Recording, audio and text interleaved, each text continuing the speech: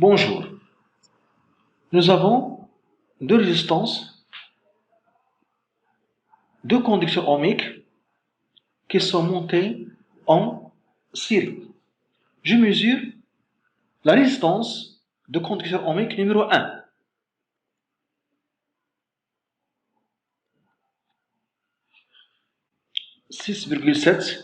Presque 6,7 kilo-ohms.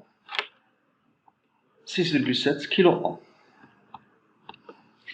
Je mesure la résistance de conducteur ohmique 2.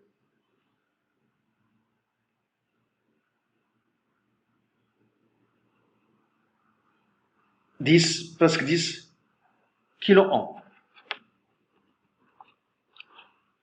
Maintenant, je vais mesurer la résistance des deux conducteurs ohmiques montés en série.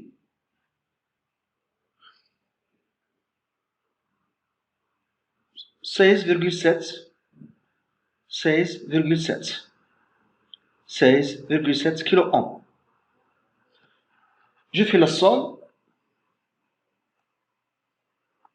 On trouve 16,7 kilo-ohms. La résistance des deux conducteurs ohmiques montés en série s'appelle la résistance équivalente. Deux conducteurs ohmiques équivalents. Donc, on a montré que la résistance équivalente de conducteurs ohmiques équivalents aux deux conducteurs ohmiques montés en série est égale à la somme des résistances de ces deux conducteurs ohmiques qui sont montés en série. Et ce résultat peut se généraliser pour plusieurs conducteurs ohmiques montés en série. Maintenant, on va voir l'association en parallèle.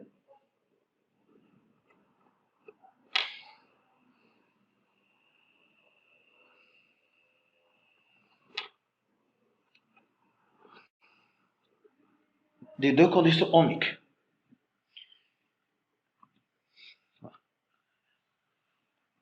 Avant de mesurer la résistance de ces deux conducteurs ohmiques montés en parallèle, je vais d'abord calculer la conductance de chaque conducteur ohmique.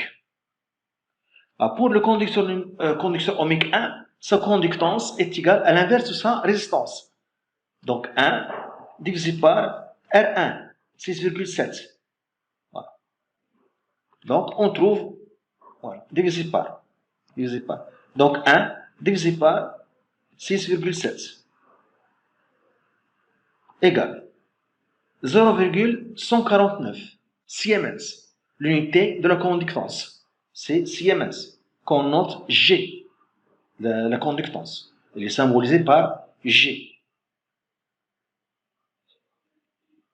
Maintenant, la conductance de conducteur ohmique 2, c'est l'inverse de sa résistance. Donc 1 divisé par 10, 0,1 Siemens. 0,1 Siemens. Maintenant, après ça, je vais mesurer la résistance équivalente des deux conducteurs ohmiques montés en série, montés en parallèle. Voilà. Voilà, on trouve 4,03. 4,03. Je répète, voilà, 4,03. La résistance équivalente des deux conducteurs ohmiques montés en parallèle. Voilà. 4,02. 4,02. Maintenant, je vais calculer maintenant la conductance des deux conducteurs ohmiques montés en parallèle. Donc 1 divisé par 4,02, la résistance équivalente. Pour trouver la conductance équivalente, c'est la conductance des deux conducteurs ohmiques montés en parallèle. Donc 1 divisé par 4,02 égale. On trouve 0, presque 0,25. 0,25 Siemens. 0,25 Siemens. C'est la conductance des deux conducteurs ohmiques montés en parallèle, qu'on appelle la conductance équivalente. Après ça, je vais faire maintenant la somme des deux conductances ohmiques, des deux conducteurs, des deux conductances, des deux conducteurs ohmiques montés en parallèle. Donc 0,149 plus 0,1 plus 0,1. Donc 0,149 plus 0,1. Voilà, on trouve presque 0,25. Donc on a montré que la conductance des deux conducteurs ohmiques montés en parallèle est égale à la somme des conductances des deux conducteurs ohmiques qui sont montés en parallèle. Voilà. Donc on appelle la conductance s'appelle la conductance équivalente. Donc la conductance équivalente des deux conducteurs ohmiques montés en parallèle est égale à la somme des conductances des deux conducteurs ohmiques qui sont montés en parallèle. Et ce résultat se généralise pour plusieurs conducteurs ohmiques montés en parallèle.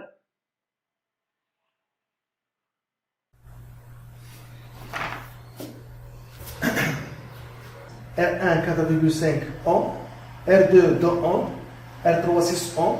La tension fournie par le générateur 12 volts. A. Calculer l'intensité du courant I1, I2 et I3 dans le circuit ci-contre. B. On veut réduire de moitié la valeur de I1 en insérant une résistance Rx dans ce circuit. Comment brancher cette résistance? Que vaut-elle? Quelle est sa valeur? Donc le circuit, voilà, le schéma du circuit, voilà. Donc nous avons R1 en série avec les résistances R2 et R3 associées en parallèle. Donc R' est la résistance équivalente de l'association de R2 et R3 en parallèle. Et R équivalente, c'est la résistance équivalente de l'association de R1 et R' en série. On doit d'abord calculer la résistance équivalente pour pouvoir déterminer les intensités du courant I1 qui circule dans R1, I2 qui circule dans R2, I3 qui circule dans R3. Voilà. Donc, la première question est I1, I2 et I3. Donc, A, calcul de I1, I2, II3. On calcule d'abord la résistance équivalente. La résistance équivalente. R, voilà, équivalence. Donc, R' d'abord. R', la résistance équivalente à l'association de R2 et R3 en parallèle.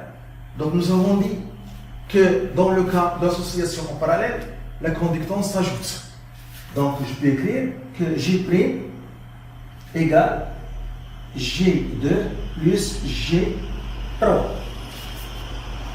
G', la conductance, c'est l'inverse de la résistance. Donc 1 sur R' égale 1 sur R2 plus 1 sur R3. Donc 1 sur R' égale, donc ici R1, R2 fois R3, et ici R2 plus R3. D'où R', la résistance équivalente à l'association de R2 et de R3 en parallèle, s'écrit égale R2 fois R3 sur R2 plus R3. Donc c'est ça, la résistance R'. La résistance équivalente, c'est la résistance R1 plus R', car R1 et R' sont en série. Donc la résistance équivalente est égale à R1 plus R'. Donc il est égal à R1 plus R2 fois R3 sur R2 plus R3.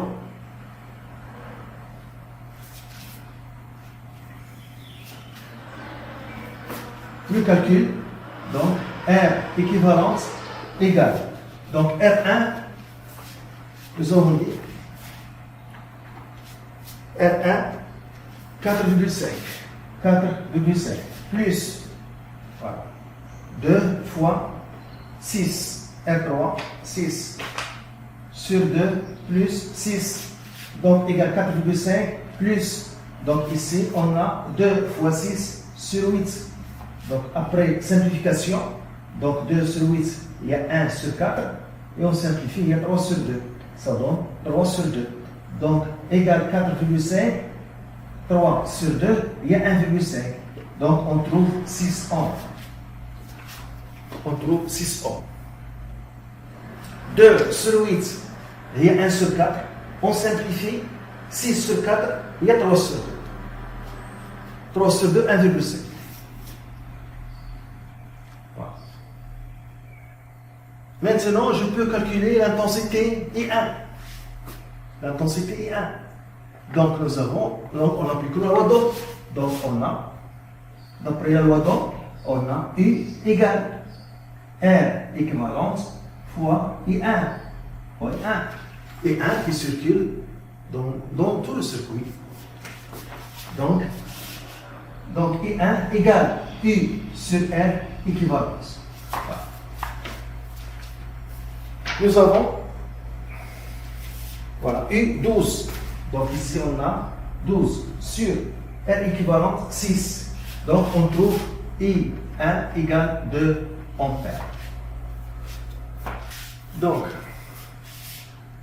calcul de I1 a donné 2 ampères. Maintenant on calcule I2 et I3. Donc on applique la loi d'I9.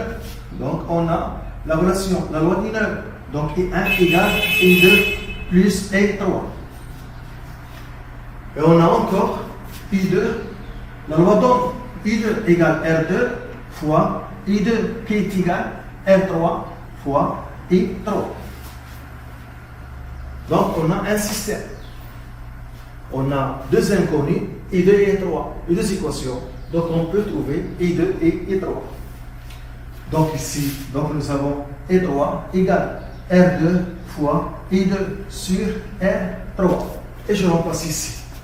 Donc I1 égale I2 plus R2 I2 sur R3. Donc I1 égale donc I2 facteur de 1 plus R2 sur R3. Donc I2 égale donc l'intensité I2 égale I1 sur 1 plus R2 sur R3. Donc I2 égale 2, 1 plus. Donc d'après les données, ici, voilà, R2, 2 sur 6. 2 sur 6, qui est égal à 1, voilà, donc 1 sur 3, donc c'est égal à 1 sur 3. Donc 2 sur 1 plus 1 sur 3. 1 sur 3. Qui va donner, donc il va donner 6 sur 4. 6 sur 4. 3 sur 2. Donc I2 1,5 ampères. Pour I3, on utilise la loi d'I9. Donc I, on a I1 égale I2 plus I3. Donc I3 égale I1 moins I2. Moins I. Donc on trouve I3 égale I1, 2 moins 1,5 égale 0,5 ampères. Voilà.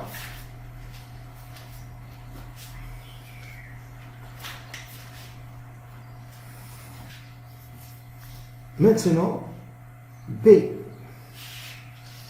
On veut réduire de moitié la valeur I1. en insérant une résistance Rx dans ce circuit. Comment brancher cette résistance que vous votez? Donc ici nous avons I1, 2 ampères. On veut une intensité I' égale I1 sur de la moitié, donc 1 ampère. Donc une intensité plus faible. Donc la résistance du circuit doit être augmentée. On doit faire augmenter la résistance du circuit pour que l'intensité diminue. Donc l'association qui augmente, qui permet de diminuer l'intensité du courant, donc qui permet d'augmenter la résistance du circuit, et l'association en série. Donc on doit brancher la résistance Rx en série. Donc B, donc la résistance Rx doit être branchée en série. Que vaut-elle? Quelle est sa valeur? Quelle est sa valeur? Voilà. Donc, on aura une autre résistance équivalente, R'. Résistance équivalente R'. Donc, en série. Donc, ici, voilà, donc on doit faire un autre schéma. On va faire ici un autre schéma pour cette question. Voilà. Donc, on va ajouter ici une résistance en série avec R équivalente. Voilà. Donc, en série Rx. Donc la résistance équivalente, R' équivalente, donc est égal à R équivalente plus Rx. Voilà. Donc R' équivalente. La résistance équivalente à l'association de R équivalente Rx en série. Donc on peut la calculer.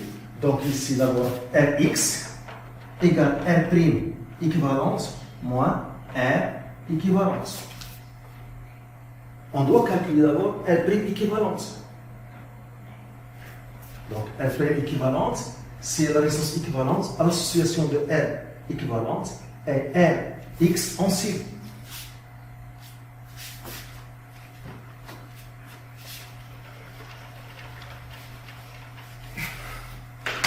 Donc, on a, voilà, le circuit sera comme ça, avec la résistance équivalente, R' équivalente. Donc ici on a I', et ici on a U, la tension U.